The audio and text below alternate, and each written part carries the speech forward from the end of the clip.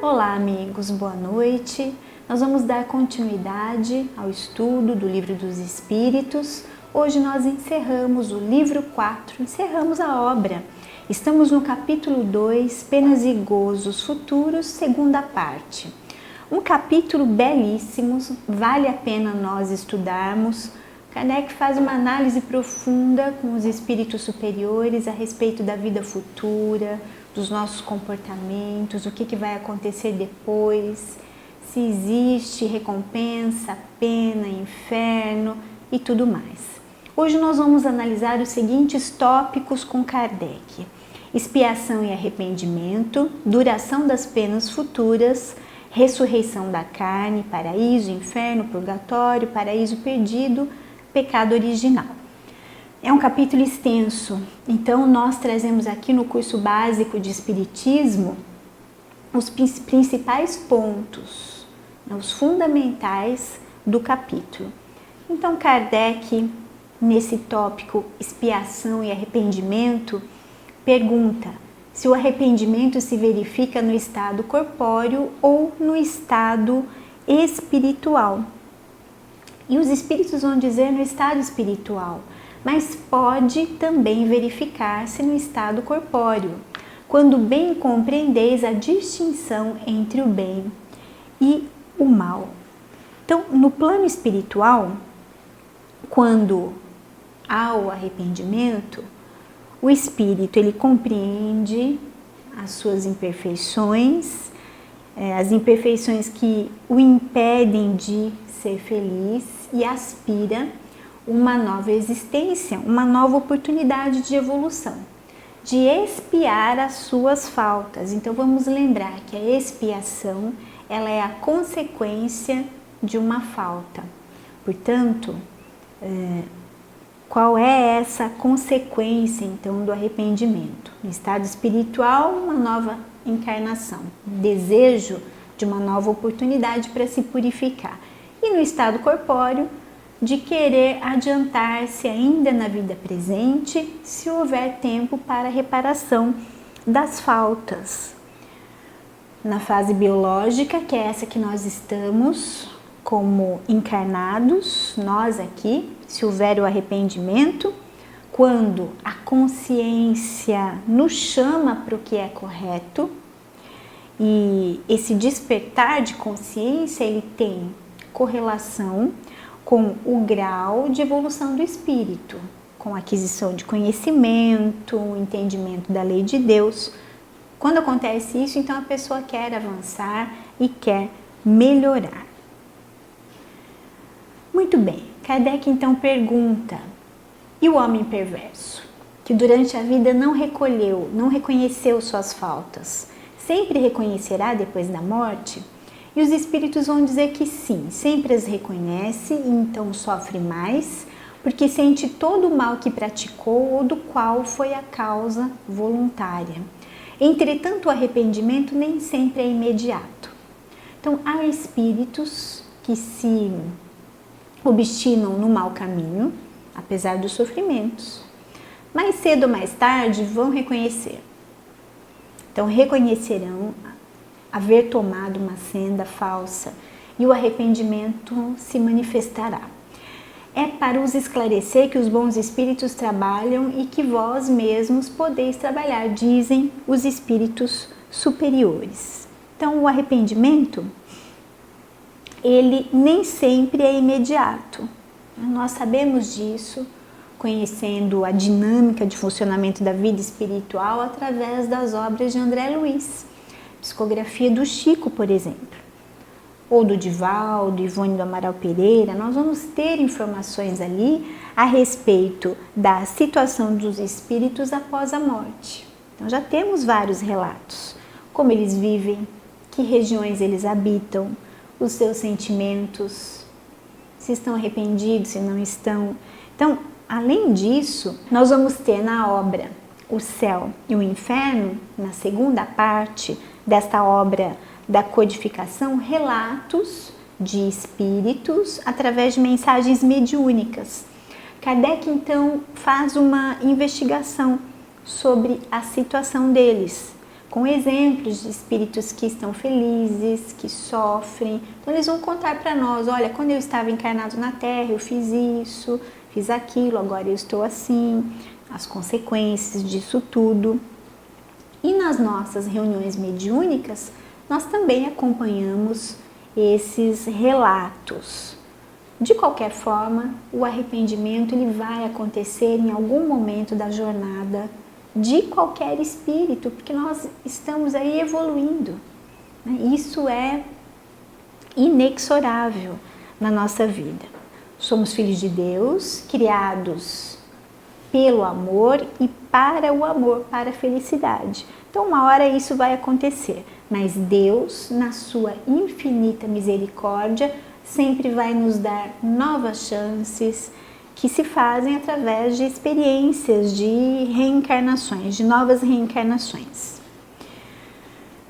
Kardec pergunta se a expiação se realiza no estado corpóreo ou no estado de espírito. E eles vão nos dizer que ela se cumpre na existência corpórea, através das provas a que o espírito é submetido, e na vida espiritual, pelos sofrimentos morais decorrentes do seu estado de inferioridade.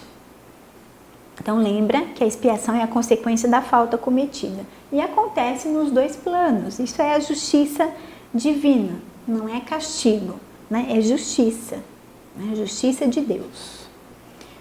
O arrependimento sincero durante a vida é suficiente para extinguir as faltas e fazer que se mereça a graça de Deus?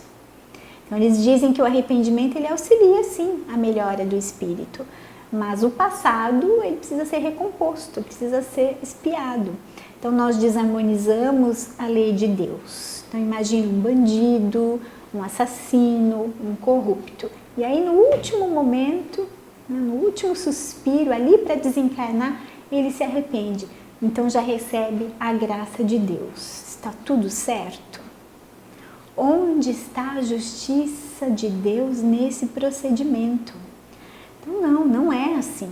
Os espíritos vão nos informar, os espíritos superiores da equipe de Jesus, espíritos da codificação. O mal não é reparado senão pelo bem. E a reparação não tem mérito algum se não atingir o homem no seu orgulho e nos seus interesses materiais. Então, pessoal, há todo um processo. O arrependimento na vida, só isso não é suficiente, não é? Há todo um funcionamento ali da lei de Deus muito bem explicado na obra O Céu e o Inferno, no capítulo 7, item Código Penal da Vida Futura. Nós temos lá 33 itens que vale a pena nos debruçarmos ali, estudar.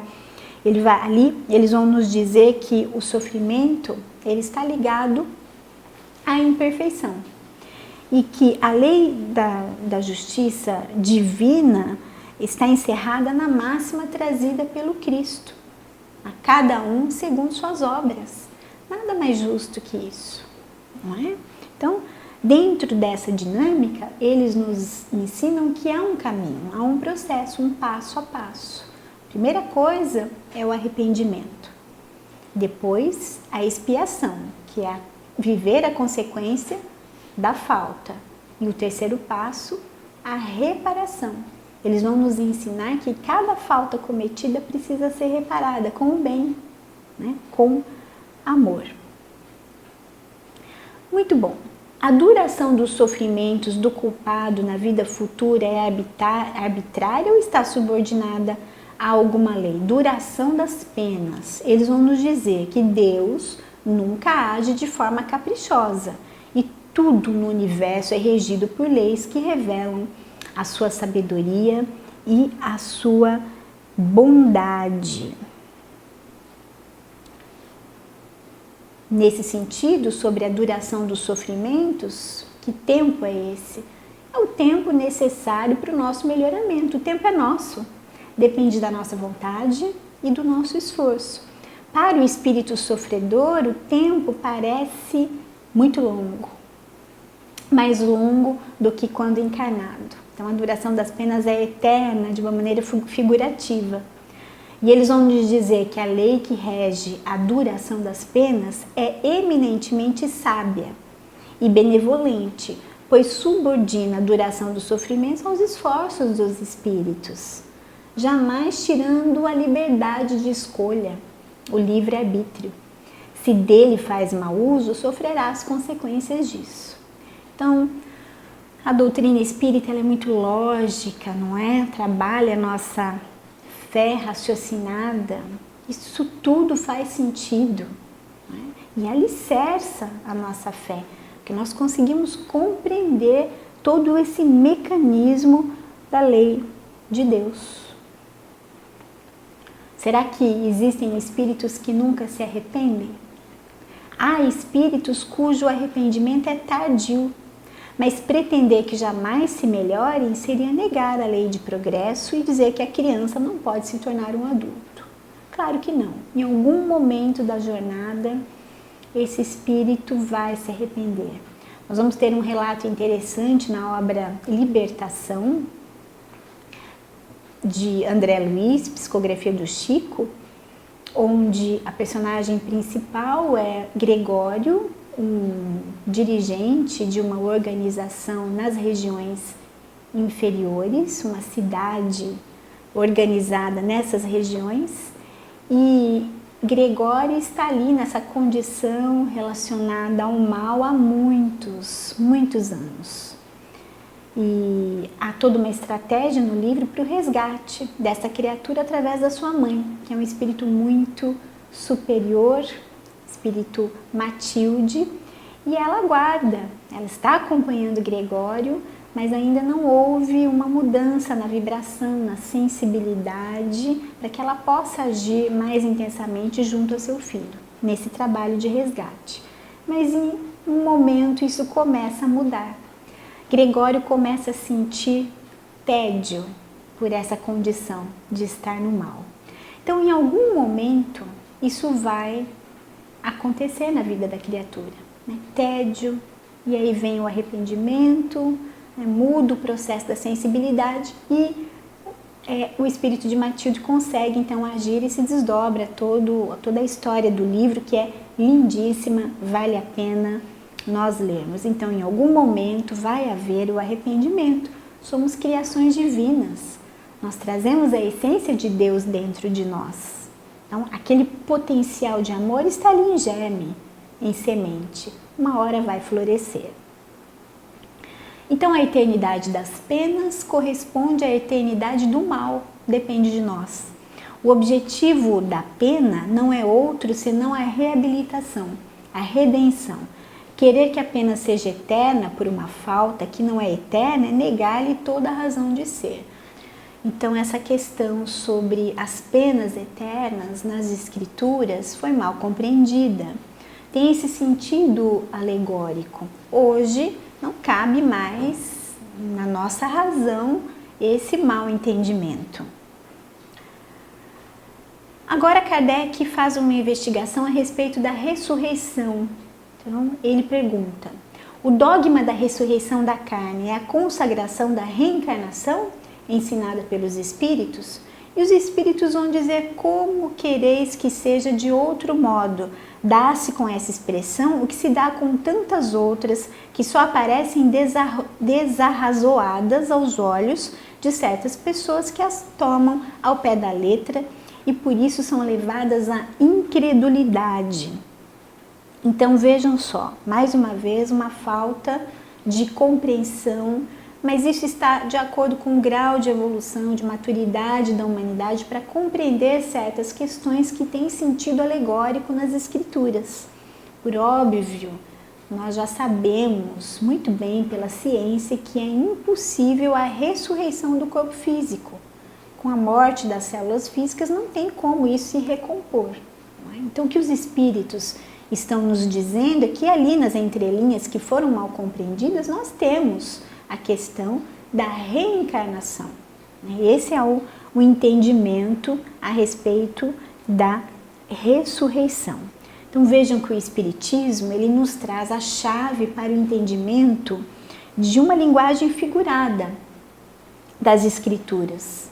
né, do Novo Testamento, do Velho Testamento. Hoje nós temos as coisas bem claras e bem compreendidas.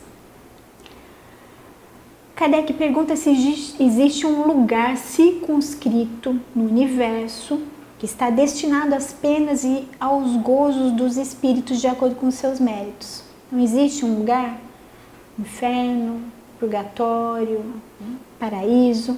E eles vão dizer que as penas e gozos são inerentes ao grau de perfeição dos espíritos. Nós já entendemos isso. Cada um traz em si mesmo o princípio da sua felicidade ou infelicidade. Somos os construtores de nós mesmos. E como eles estão por toda parte, nenhum lugar circunscrito ou fechado se destina a uns ou a outros. Quanto aos espíritos encarnados, são mais ou menos felizes ou infelizes segundo o grau de evolução e do mundo que habitam. Nós estamos aqui habitando um mundo ainda difícil, um mundo de provas e expiações. É o segundo da escala dos mundos. Os mundos evoluem junto com as humanidades. Então aqui ainda é um mundo de flagelos, como nós estamos vivendo atualmente, de dificuldades, de dores, de sofrimentos. Mas isso tem a ver com o nosso conteúdo íntimo. A humanidade é que dá sintonia para esse tipo de mundo. Conforme nós vamos melhorando, a escala dos mundos também vai avançando cada vez mais. Então eles estão dizendo aqui para nós que os espíritos estão por toda parte, mas a sintonia, veja bem, o conteúdo íntimo da criatura é que vai determinar as regiões que elas vão habitar. Então isso é importante, nós estamos numa rede de sintonia. Nós vamos nos reunir por afinidade de sentimento, de pensamentos, então de acordo com a nossa questão moral, com o nosso campo íntimo. Então eles vão nos dizer aqui, inferno e paraíso não são mais do que figuras. Os espíritos felizes e infelizes estão por toda parte. Entretanto, os espíritos da mesma ordem se reúnem por simpatia, mas podem reunir-se onde quiserem quando perfeitos. E purgatório? Dores físicas e morais, é o tempo de expiação. É quase sempre na terra que fazeis o vosso purgatório e que Deus vos faz expiar as vossas faltas, dizem os espíritos. Então não existem essas regiões, não é?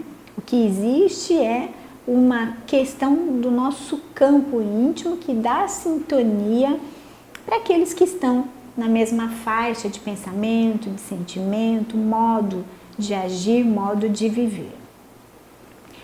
E para encerrar, a questão 1018, aqui na minha tradução é 1018, varia um pouco nas traduções.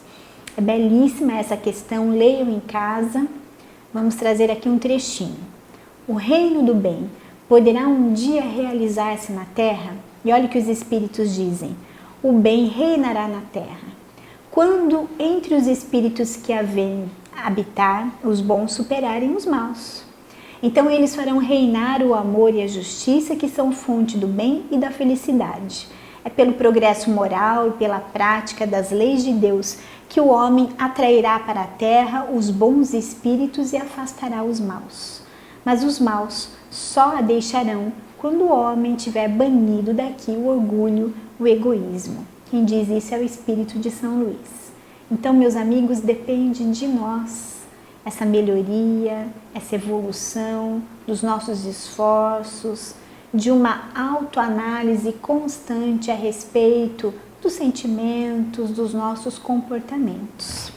E para finalizar, nós trouxemos aqui um trechinho de Nosso Lar, Psicografia do Chico, André Luiz, que diz para nós que a morte do corpo não conduz o homem a situações miraculosas. Então, achar que nós vamos desencarnar e viramos santos, nós continuamos sendo o que nós somos.